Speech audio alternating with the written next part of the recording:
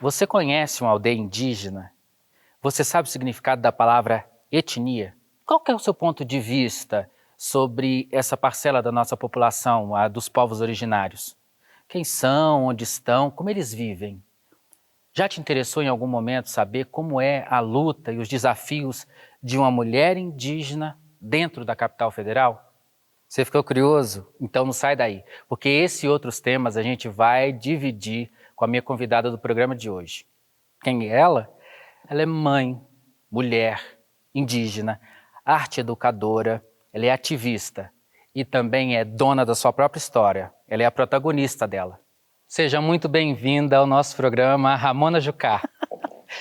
Vem cá me dar um abraço.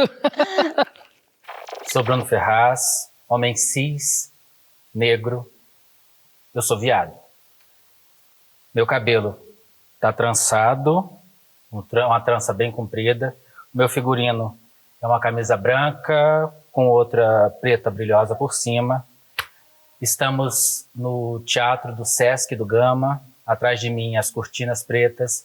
Na minha frente, poltronas vermelhas. Olá, eu sou Ramona Jucá. Sou uma pessoa não binária, tibira, mãe. E hoje eu estou aqui vestida, né, com uma roupa de crochê, com tampinhas de latinhas, um vestido preto, cabelo solto. Meu cabelo eu tô tentando deixar crescer, então ele tá abaixo do meu ombro. Tenho cabelos ondulados. Estou usando alguns artesanatos indígenas com as cores da cobra coral, vermelho, branco e preto. E sou uma pessoa indígena, de pele parda ou doce de leite, como a gente estava falando lá dentro do camarim. Ramona, me conta um pouco, como é que foi a sua infância? E a minha infância, nossa, Você nasceu onde? Você não nasceu em Brasília, foi? nasci em Brasília, Conta num tudo, eu quero hospital saber. público mesmo, lá na HRT. Minha infância, ela foi bem sofrida, mas ao mesmo tempo eu brinquei muito na rua, sabe?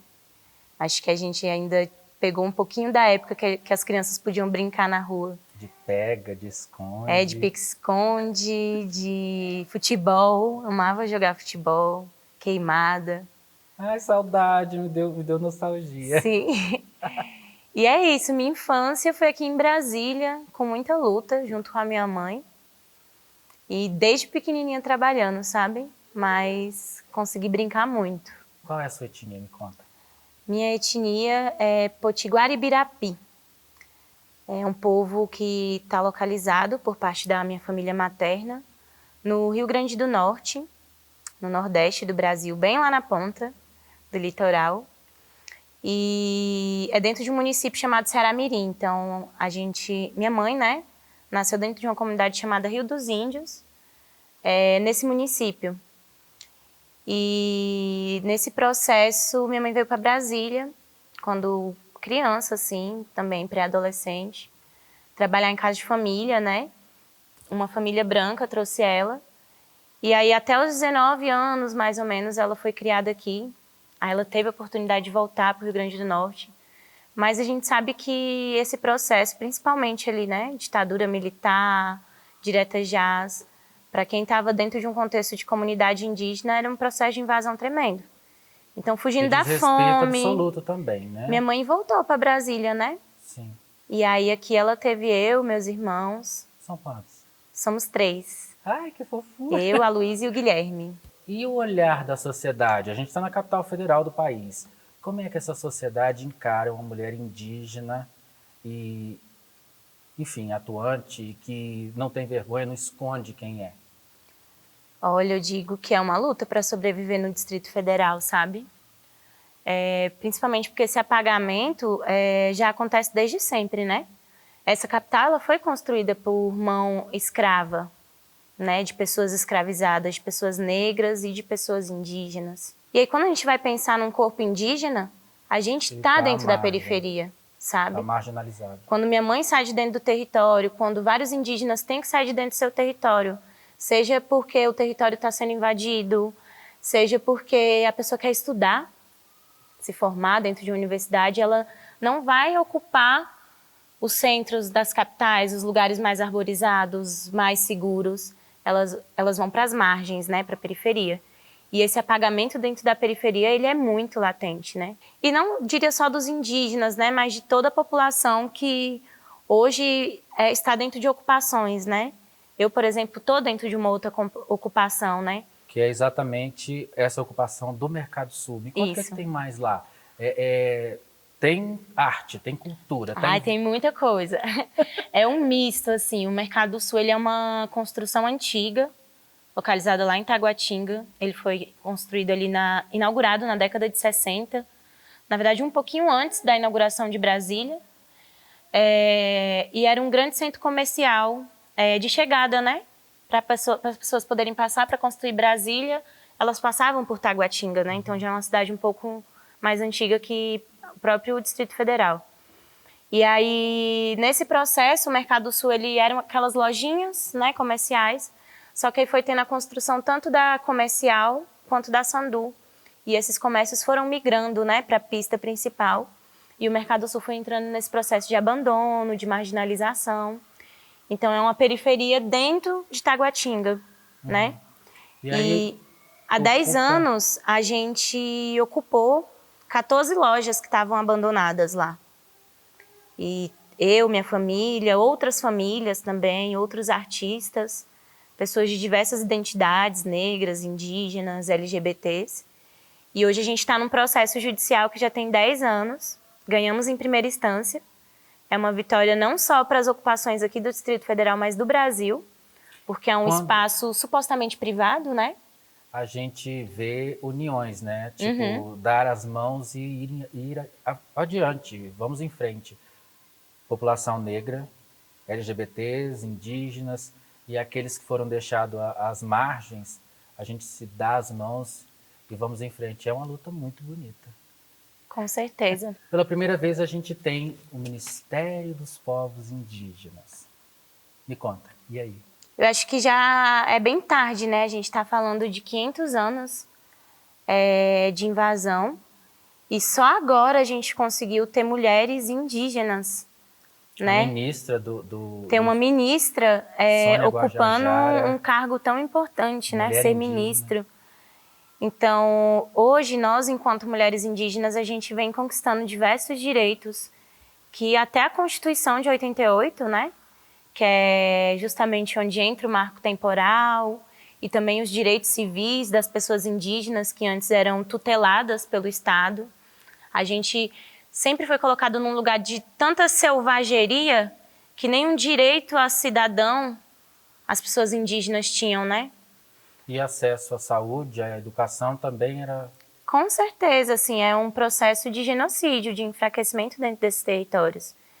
Então, é colocado e empurrado pra gente isso, né? Você indígena não tem direito ao modernismo. Hoje eu também atuo, um dos meus ofícios, né, ser arte educadora. Então, lá a gente recebia crianças e também vou nas escolas, né, fazer essas palestras pra gente contar a verdadeira história. Ainda é pregado dentro da escola tradicional, da escola não indígena, né, que o Brasil foi descoberto. Hoje, muitas pessoas adultas vão fazer um concurso público e ainda, dentro de muitas provas, está lá como se o Brasil fosse descoberto. E não, o Brasil ele foi invadido. A gente está numa guerra civil que permeia 500 anos. Eu não preciso de você pra me provar nada. Eu fui da filha da guerra. Meu maldade acabou, cinto de cobra coral. Você traz escravizada e confundir na via. Qual que é a importância das artes, da sua arte, das artes em geral, na sua vida? Eu acho que a arte, ela me salva. Porque quando a gente fala de todas essas histórias trágicas, né, que passam a nossa vida, a nossa história, e que dá força pra gente estar aqui hoje falando dentro de um teatro, sabe? Então, a arte por muitas vezes me salvou desse adoecimento mental que é ser uma pessoa indígena dentro da cidade. Quando fala de acesso à arte e cultura, a gente está falando de descansar um pouco, sabe? De sair um pouco desse automático e se conectar com a natureza mesmo, sabe? Com a espiritualidade. A arte, ela me conecta com tudo isso, né? Com o chão que eu tô pisando com a minha mãe, com esse respeito que eu tenho por ela ser a minha mais velha, sabe? Então, a arte, ela tira tudo que tá engasgado, todo aquele choro, toda aquela ansiedade que a gente tem, a depressão de estar vivendo, sabe? Essa vida atrás do capital, do dinheiro. E aí ela me conecta com uma coisa muito leve, que é a minha ancestralidade. Finalmente, a gente, vez ou outra, recupera a memória de uma figura histórica. Recentemente, a gente passou a falar de Tibira. Eu quero que você conte um pouco dessa história, como é que ela te atravessa. Conta para o nosso público quem foi Tibira. Conhecer Tibira, para mim, foi muito importante e forte.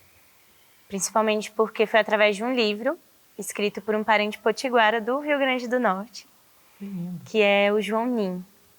Ele é meu parente, né, lá do Rio Grande do Norte, e aí nesse processo de conhecer, eu ganhei um livro da minha amiga. E aí ela falou: amiga, tem uma história aqui muito interessante que foi o seu parente que escreveu. E aí ela me entregou esse livro. E aí é muito forte porque o livro, ele é escrito todo no tupi antigo, né? No tupi potiguara. Pitiguês, né? Que é tipo tupi com português. E esse resgate também de como que o tupi, ele tá tão inserido dentro do português que a gente acha que é o português de Portugal e não. Nunca foi, né? Eu acho que já precisava mudar. Não é português de Portugal, é brasileiro, a língua brasileira. Isso. A gente tem muita tem influência, inclusive, nos pés de árvores, de frutos, né? Com certeza. Jabuticaba é uma palavra indígena. Jabuticaba, japuti, jacaré. Pitanga. Taguatinga, né? Que é a cidade onde eu nasci. Então, eu conheci esse livro e foi o primeiro contato que eu tive também com a minha língua, né? Materna. Porque dentro da nossa cultura a gente... no Rio Grande do Norte, em específico, porque em outros territórios potiguaras já existe um resgate da língua, mas a gente não foi ensinado, né? A gente fala esse tupi brasileiro, da língua brasileira, e dialetos também dentro do nosso povo.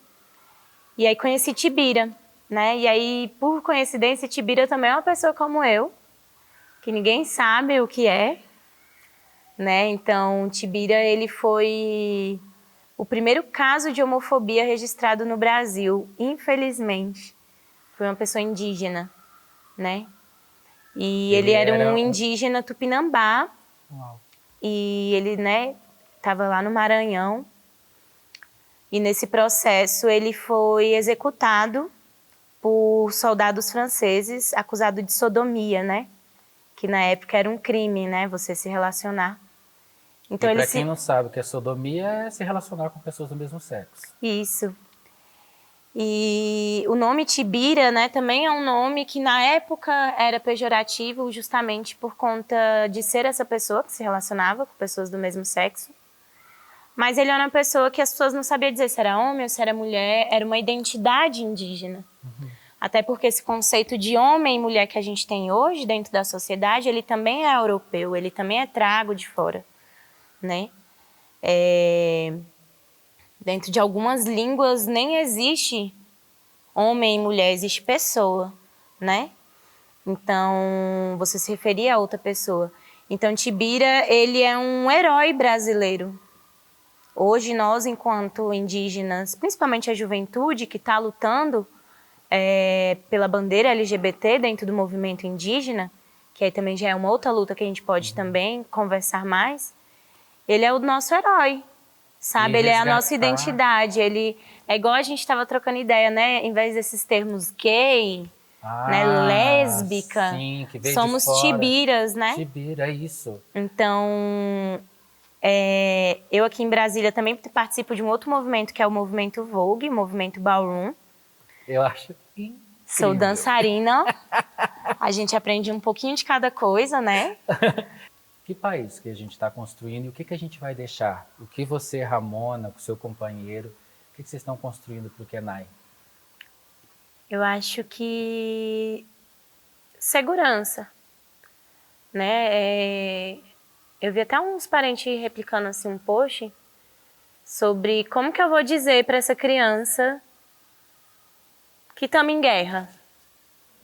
Como que eu vou dizer para ela que desde pequenininha ela vai ter que aprender quem ela é, que ela vai ter que lutar, porque a gente está sendo perseguido, né?